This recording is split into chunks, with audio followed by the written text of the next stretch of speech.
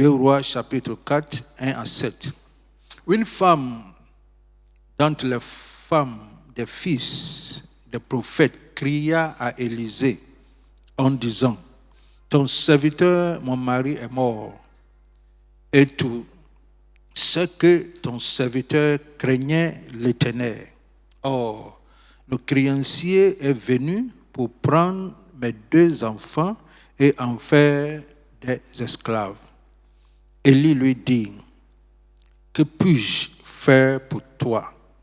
Dis-moi, qu'as-tu à la maison? Elle répondit, ta servante n'a rien de tout à la maison qu'un vase d'huile. Et il dit, va demander au dehors des vases chez tous tes voisins, des vases vides, et n'en demande pas un petit nombre. Quand tu seras rentré, tu fermeras la porte sur toi et sur tes enfants.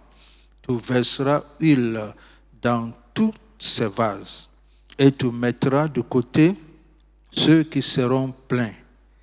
Alors elle le quitta. Elle ferma la porte sur elle et sur ses enfants. Il lui présentait les vases et elle versait. Lorsque le vase fut plein, elle dit à son fils, présente-moi encore un vase. Mais il lui répondit, il n'y a plus de vase. Et l'huile s'arrêta.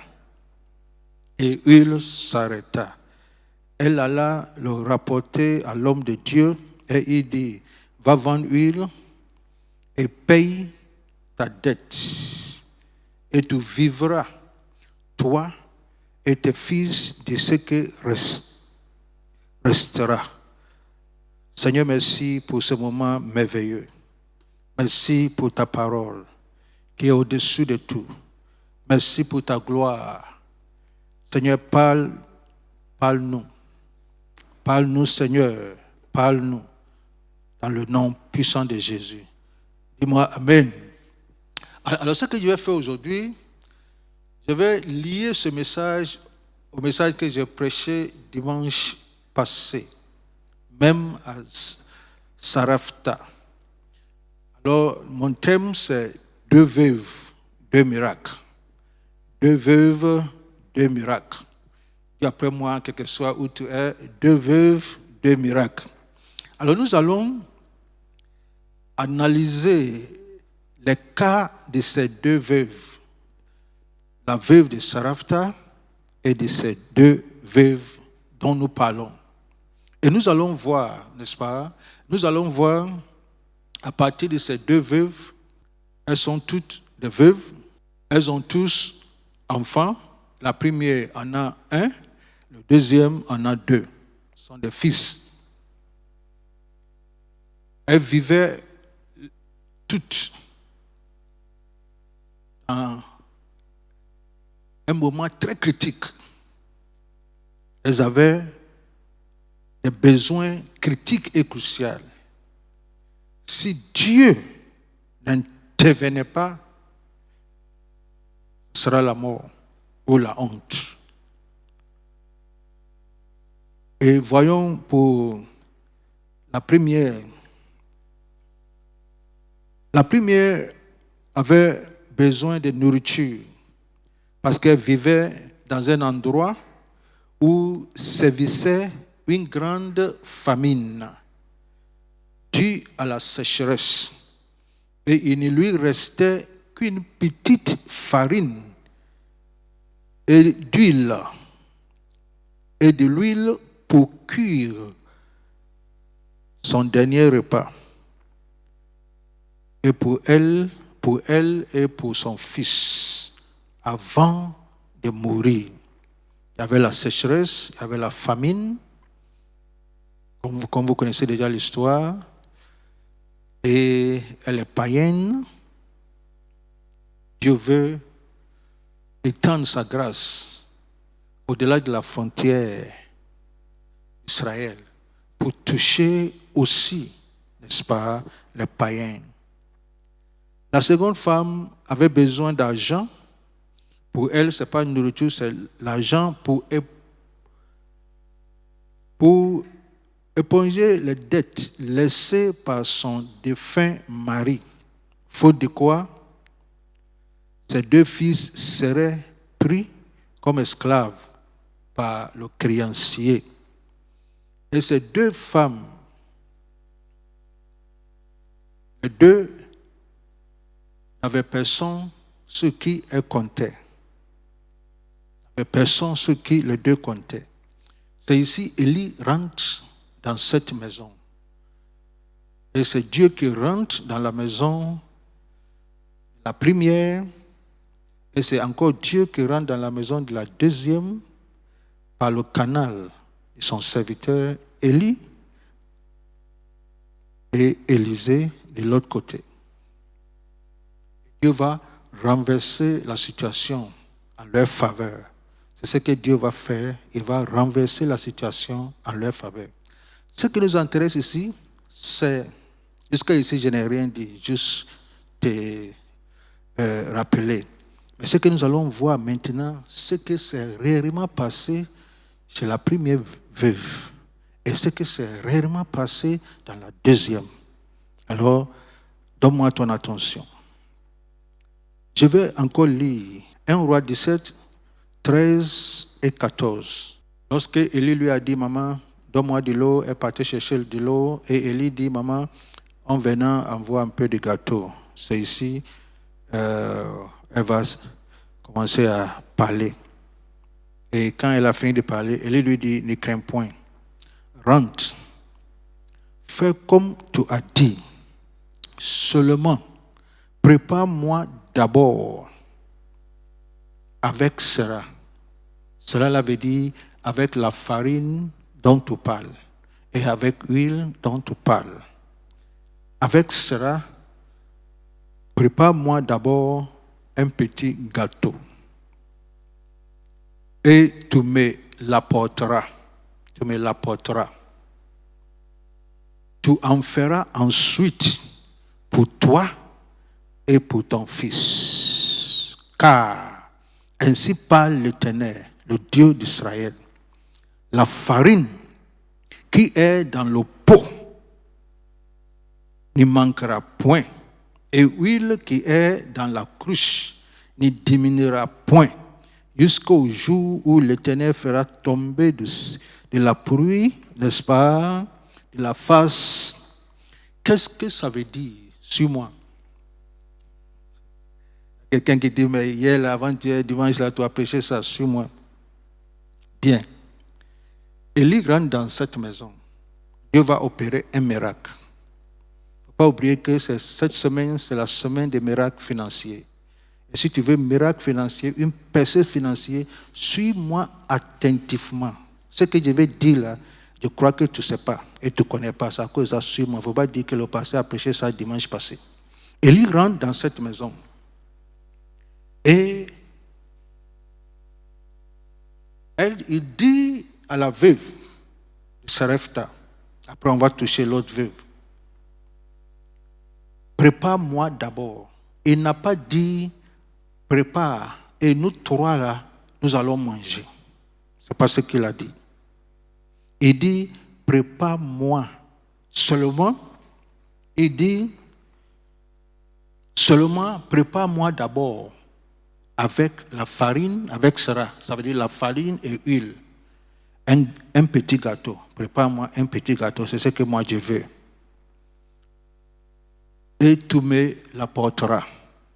Ça c'est 1. De 2, tu en feras ensuite pour toi et pour ton fils. Ça veut dire que après avoir préparé pour moi, tu vas aussi préparer pour toi et ton fils. Ce n'est pas la même préparation, de même nourriture que les 2 vont manger ensemble. Suis-moi bien. Élie dit, prépare-moi d'abord. Ce que tu penses ce que tu dis que c'est ta dernière farine et ta dernière huile, donne-moi d'abord. Je vais manger. Si je mange là, ça veut dire que En réalité, il n'y avait plus. C'est une femme. Et tout le monde connaît les femmes. Elles sont économiques. Elle sait, quand elle sait qu'il y a la mort, elle voyait les gens mourir.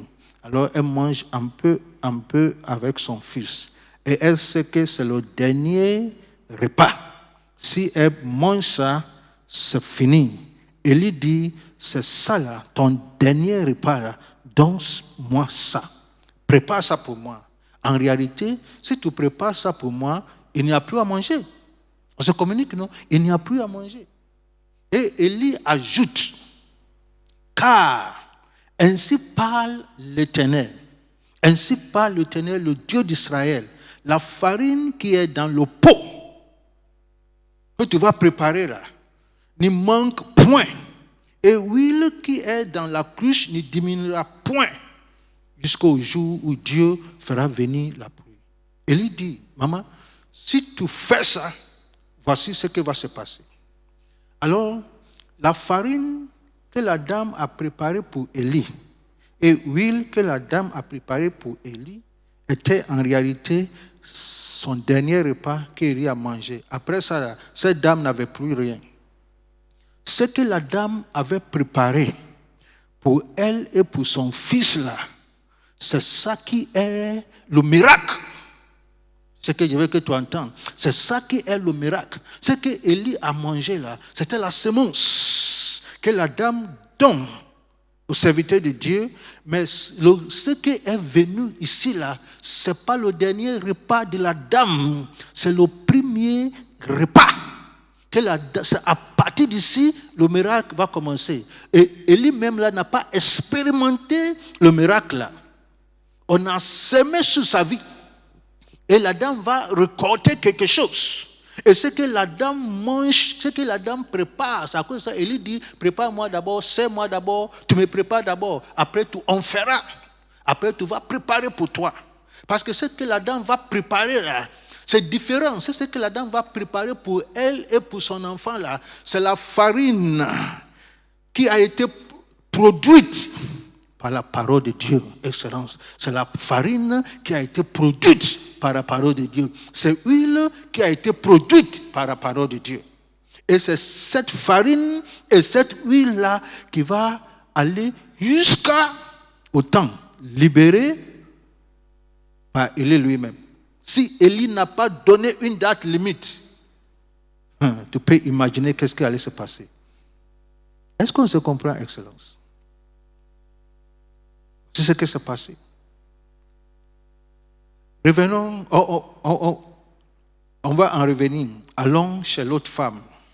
Chez l'autre femme, elle n'a pas besoin de nourriture. Elle avait besoin d'argent. Son mari lui a laissé un héritage. Malheureusement, ce sont des dettes qu'elle devait payer. Faute de quoi, ses enfants seront des esclaves par le créancier. Elle a perdu son mari, elle ne veut pas perdre ses enfants. Elle allait voir l'homme de Dieu. L'homme de Dieu lui dit, garde tout à la maison. Que puis-je faire pour toi? Ta servante n'a rien qu'un flacon d'huile. Il lui dit, toi quelque chose. Élisée dit, toi quelque chose, va chercher. Va chez tous tes voisins. Cherche des vases vides. N'emprunte pas un petit nom. Suis-moi bien. N'emprunte pas un petit nom. Ce que Dieu va faire dans ta vie, dans cette situation-là, n'emprunte pas un petit nombre. Quand tu viens, tu fermes la porte, toi et tes enfants. Et Élisée lui dit, verse huile. Verse huile. C'est ce que Élisée lui dit. C'est très important quand tu étudies la Bible. Élisée n'a pas dit remplir les vases. Ce n'est pas son travail. Elle ne peut pas faire. Élisée lui dit, tout ce que tu vas faire, maman, c'est de verser huile. Maintenant, on se pose la question. Quelle huile elle va verser? C'est la question. quelle huile cette dame veuve va-t-elle verser? À la première vue, tu vas me dire que c'est huile de flacon. La shatakaboroshintaba. Tu vas me dire que c'est huile de flacon. Je vais te montrer que ce n'est pas ça. Verse huile. Elle sait, et toi aussi tu le sais, moi je sais, que cette huile, dans cette bouteille, qui est à un niveau, comme à ce niveau-là, on ne peut pas verser cette huile-là dans un vase. À plus forte raison, plusieurs vases. On ne peut pas. Élisée lui dit, tu verseras huile et tu mettras de côté ce qui est plein. Tu es d'accord avec moi que petite huile, là, ça ne va pas. Même si on verse là, ça ne va rien faire. Dans ce sens-là, quelle huile on verse? Pose-moi la question. Pasteur, il s'agissait de quelle huile? Il s'agit de huile produite par la parole de Dieu. Il s'agit d'huile produite par la parole de Dieu. Quand elle a versé huile, suis-moi bien, quand elle a versé huile, la Bible dit, Dieu a rempli le vase. Quand Dieu a rempli le vase, elle a regardé sa bouteille, l'huile là était au même niveau. Son huile initiale là, ça n'a pas diminué. Ça n'a pas non plus augmenté. C'était au même niveau. Elle verse encore, ça c'est son travail, verser. Elle verse encore dans le deuxième vase. Dieu remplit le vase. Son huile, sa bouteille, son flacon d'huile est au même niveau. On se pose encore la question, dans ce sens-là, d'où vient l'huile qui remplit tous ces vases?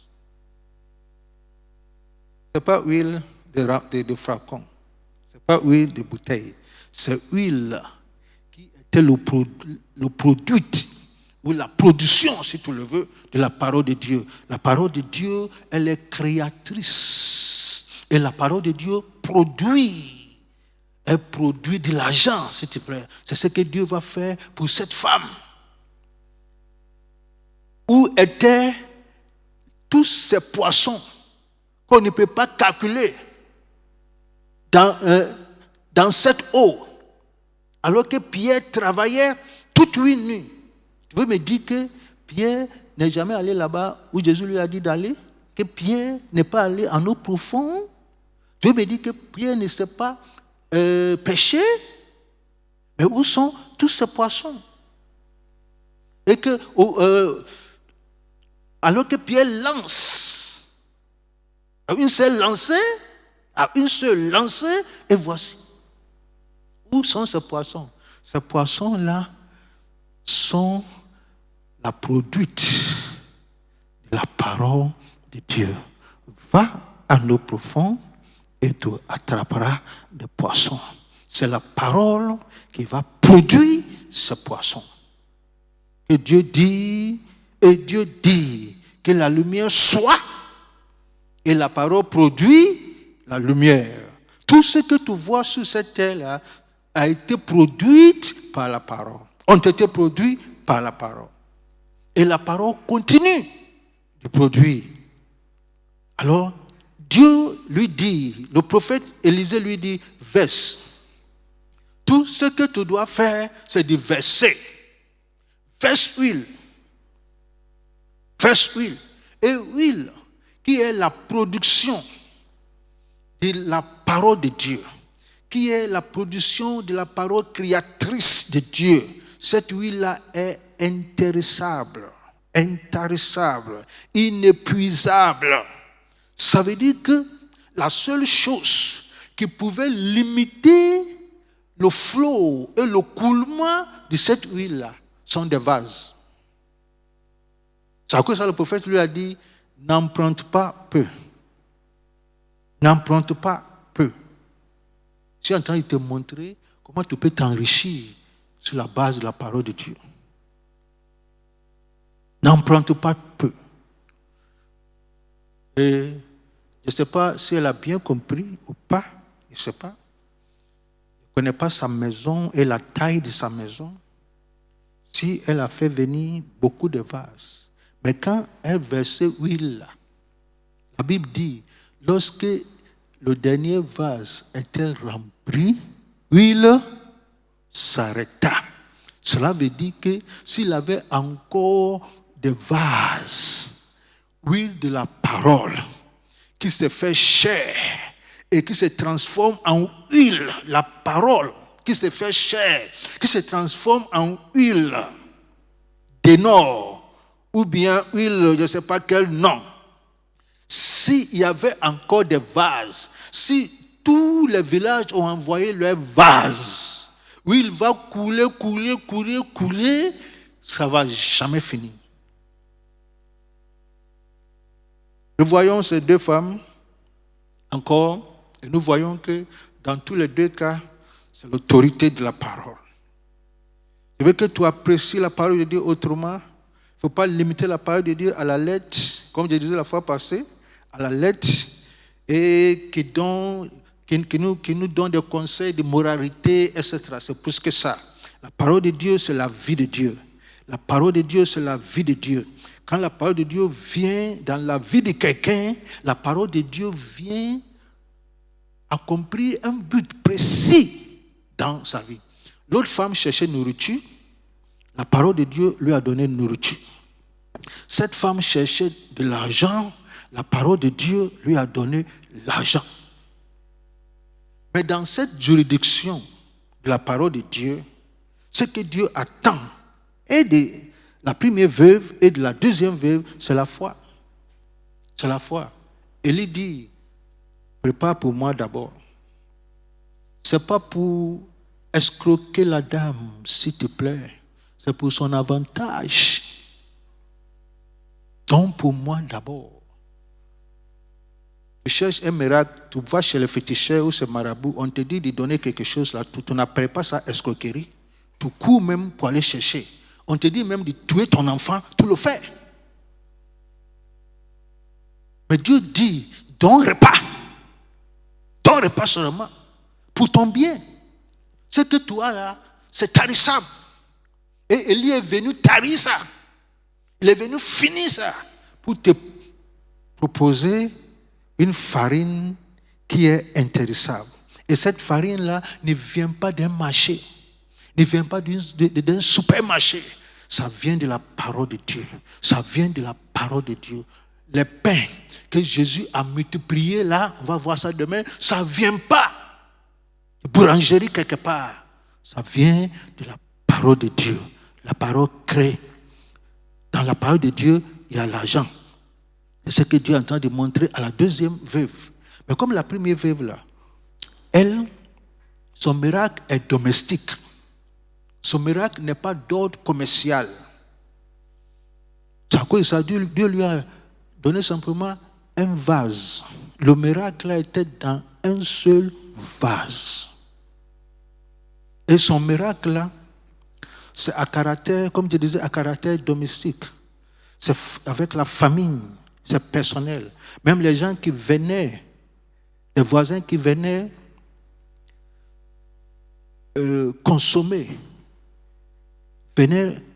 consommer la farine gratuitement. L'autre femme, c'est le contraire. C'est huile de quantité commerciale. Qu'est-ce que ça veut dire? Ça veut dire qu'elle a besoin d'argent. Dieu va lui donner de l'argent.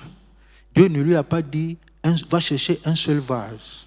S'il s'agissait d'elle seule, Dieu lui aurait dit un seul vase. Comme elle doit vendre, Dieu lui dit, va chercher plusieurs vases. N'emprunte pas peu. Va chez tous les voisins. Parce que le miracle que Dieu va faire là, 10 vases, c'est petit. 20, c'est petit. 50, c'est petit. 1000, c'est petit. 10 000, c'est petit. N'emprunte pas peu. C'est toi seul qui peux limiter Dieu. Et ce que Dieu va faire pour ta vie. De la grâce financière que Dieu va libérer dans ta vie, c'est toi seul qui peux limiter Dieu. N'emprunte pas peu. Et je pense qu'elle allait chercher beaucoup. Elle verse. Dieu remplit. Son ministère, c'est de verser. Le ministère de Dieu consiste à remplir. Verser, c'est très facile pour elle. Remplir, c'est très facile pour Dieu. Dieu remplit, Dieu remplit. Quand tout ont été remplis, elle allait voir le prophète. Le prophète dit, va vendre. Pour elle, c'est commercial. Parce qu'elle cherche l'argent. Va vendre. Pour elle, ce n'est pas domestique. Ce n'est pas privé. Ce n'est pas personnel. Ce n'est pas familial. Pour la deuxième femme, c'est usage commercial. Elle va vendre. Ce n'est pas simplement dans sa maison, on verra un vase. Dans plusieurs maisons, dans cette région et dans cette ville ou dans ce pays, on trouvera ces vases partout dans les maisons.